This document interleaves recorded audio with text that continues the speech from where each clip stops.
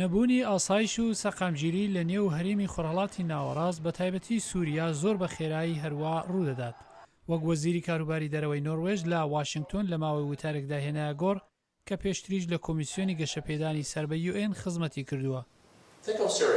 چاو لە سووریا بکەن 6 ساڵ لەمەوبەر لە ڕیزی وڵاتانی بە پلەی مامناوەندیدا بوو، بەڵام ئەمڕۆ وڵاتێکە بە تەواوەتی تووشی قەیرانی مرۆڤایەتی بوو و دەیان ساڵی دەوێت بۆ سەر لە نوێ ئاوادانکردنەوەی. نێردراوی تایبەتی UN بۆ سووریا دیمەستۆرا کە بەسەر بوو توێژەکان ڕادەگات، گوتی یارمەتیەکانی تەنگەتایی مرۆڤایەتی تووشی گرفتە بۆ ئەوەی بگەنە ئەو شارانەی دەوران گیراوە. ناتوانم حاشا بکەم کە هەر کەسێک لەنێەوە ئەو ژوورە بەڕاستی گەلێک دڵگران و زۆرمان پێ ناخۆش بوو کە کاروانەکانی نوێی مرۆڤایەتی نەگەیشتونەتە هێندێک ناوچەی تایبەت کە یارمەتیان پێویستە. نیزەکەی 3 میلیۆن منداڵ لە سووریا لە خوێندن بێبەشە و وەک وەسیەکی سەرگەردان دەچێت بەبێ ئەوەی بەرەو پێش بچێت. ئەوەش لە بەردۆخی سووریایە وەک بەڕێز برندی دەڵێت. بۆ ئەوەی بەڕاستی بە دەردوخەمی هەموو ئەو خەڵکە ڕابگەین و دۆخێکی سەقامگیر و دەستبێنین دەبێت چارەسەریەکی سیاسی بدۆزینەوە بۆ سووریا کە تیایدا هەموو لایەنەکان لە حکوومەتدا بەشدار بن لەسەر بنەمای سووریایەکی ئەلمانی و ئەسەد تیایدا بەشدار نەبێ.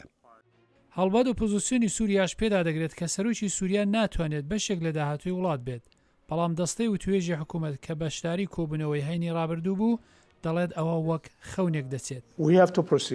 ئێمە دەبیت بەرەو پێش بچین و پاشان ئێمە وە کەسانی تر ئەو خەونانە لە بیر بکەن کە لە ماوەی 5 ساڵی ڕابردوودا هەیان بووە و چارەسەریەکی ڕاستەقینە بۆ گرفتەکە بخەنە ڕوو.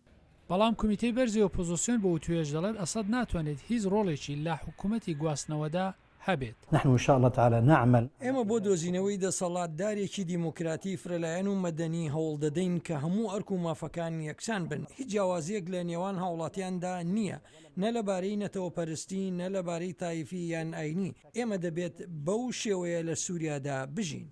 بەڵام حکوومەت ڕەنگە ڕێگان نەدات کە خەڵک لە کۆمەڵێکی مەدەنی ئەو تۆدا لە ڕێگای هەڵبژاردن بڕیاری خوان بدەن. سلاحی پیرۆتی دەنگی ئەمریکا.